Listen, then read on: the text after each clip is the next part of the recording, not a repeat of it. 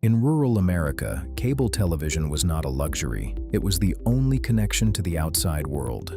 Before the internet, before streaming, before any of it.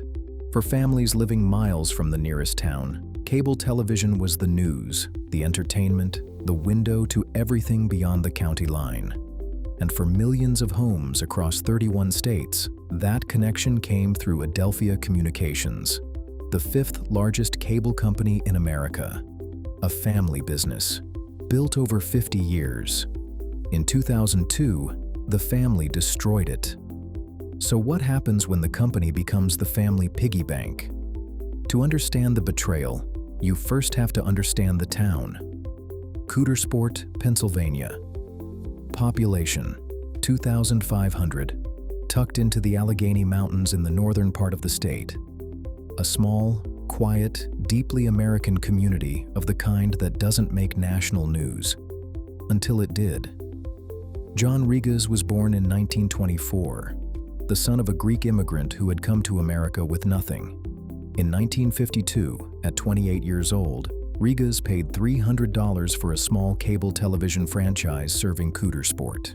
$300. For what would become a $30 billion company. But in 1952, none of that mattered yet. What mattered was that John Rigas believed in something, that the families living in the hills and hollows of rural Pennsylvania deserved the same access to television that city families had. That connectivity was not a privilege for urban America alone. It was something everyone deserved. That belief drove everything in the early years.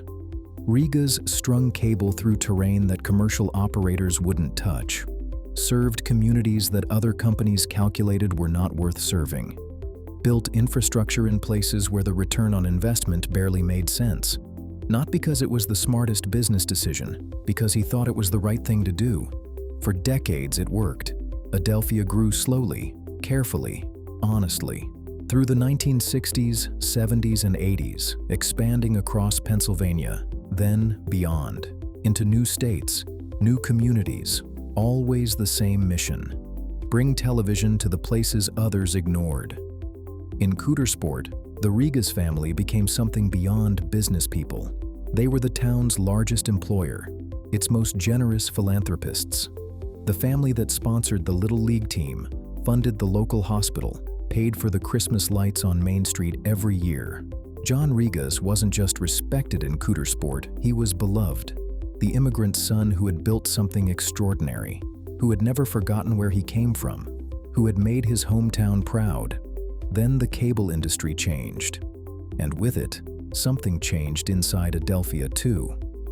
Through the 1990s, the cable business consolidated rapidly. Companies that had started as regional operators were becoming national giants through acquisition and merger. The pressure to grow, to compete, to match the scale of industry rivals was enormous and relentless. Adelphia grew with it. Acquisitions across new states, new markets, new infrastructure. By the late 1990s, Adelphia was the fifth largest cable operator in America. 6 million subscribers, 31 states, a public company listed on NASDAQ. The $300 franchise John Rigas had bought in 1952 was now worth billions. But the growth had come at a cost that wasn't visible yet. Debt accumulated.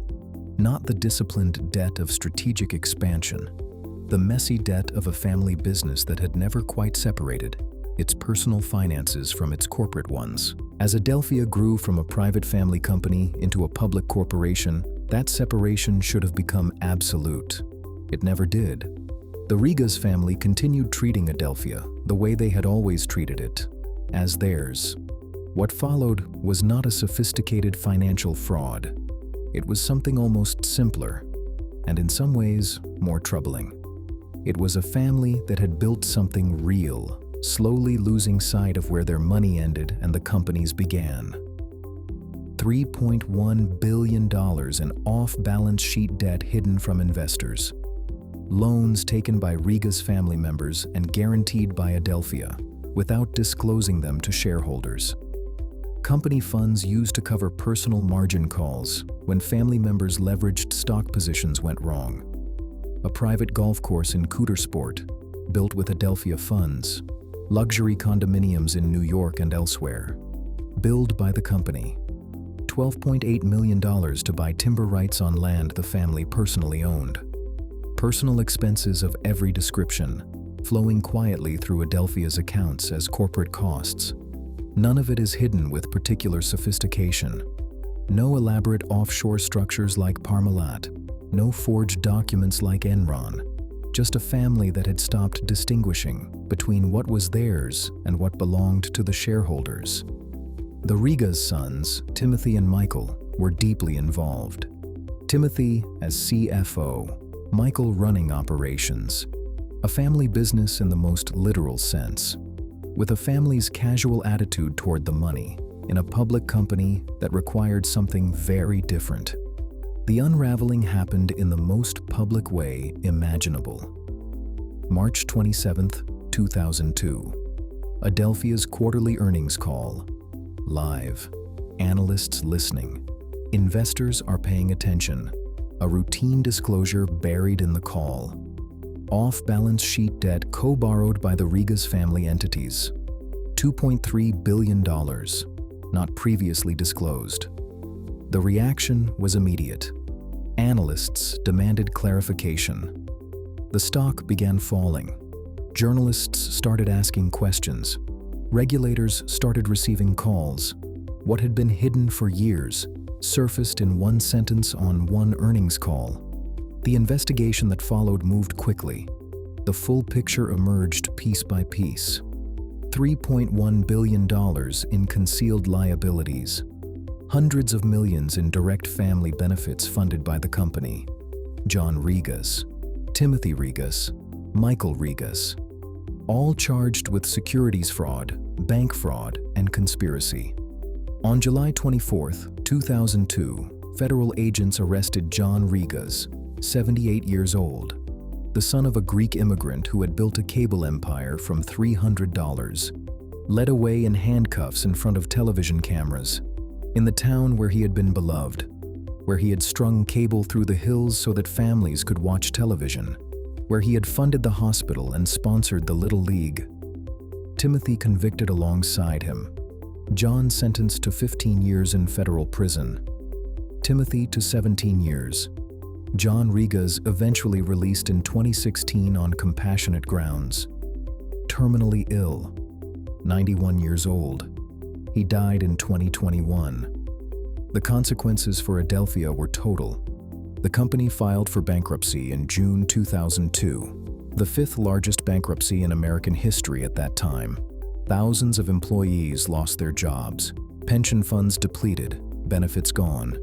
The communities that Adelphia had served for 50 years left scrambling for new providers. Time Warner Cable and Comcast eventually acquired Adelphia's assets in 2006. $17.6 billion. The cable infrastructure that John Rigas had built across 31 states absorbed into the giants he had competed against. The Adelphia name retired. The connections to rural America that he had genuinely cared about, maintained by companies that had always been in it purely for profit. And in Coudersport, Pennsylvania, population 2,500. The town felt the loss in ways that the financial statements couldn't measure. The largest employer gone. The philanthropist arrested. The family that had been the town's identity for 50 years, suddenly a source of national shame. The Christmas lights on Main Street, no longer paid for by the family that had always paid for them. Here is what makes Adelphia's story different from the other frauds in this series. Theranos was built on a lie from the beginning. Enron was a deliberate and sophisticated deception. Wirecard was a calculated fraud maintained through forged documents and compliant partners. Adelphia was different. John Rigas built something real. The mission was genuine. The communities he served were genuinely better for his presence.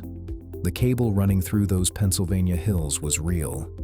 The connectivity it brought to rural families was real. The tragedy of Adelphia is not that a fraudster built a fake company. It is that a genuine builder lost his way.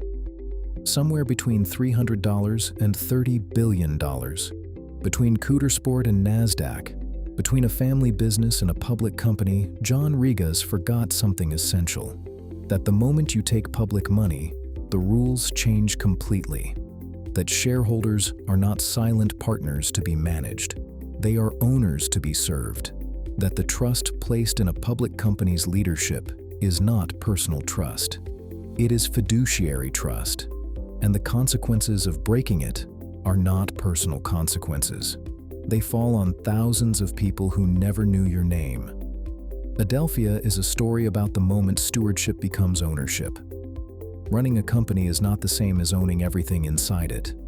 Managing other people's money is not the same as spending your own. Behind every share certificate is a real person, a teacher saving for retirement, a family building a nest egg, an employee whose pension depended on the company they gave their career to. The moment a leader forgets those people, they have stopped leading and started stealing. The two can look identical from the inside: the gradual blurring of lines, the small expenses that get justified, the personal costs that get absorbed, the family culture that never quite adapted to public responsibility. They look very different from a courtroom. John Rigas built something remarkable. He just forgot, in the end, that it was never entirely his. And that forgetting cost him everything he had built, and thousands of people who had trusted him, far more than they could afford to lose.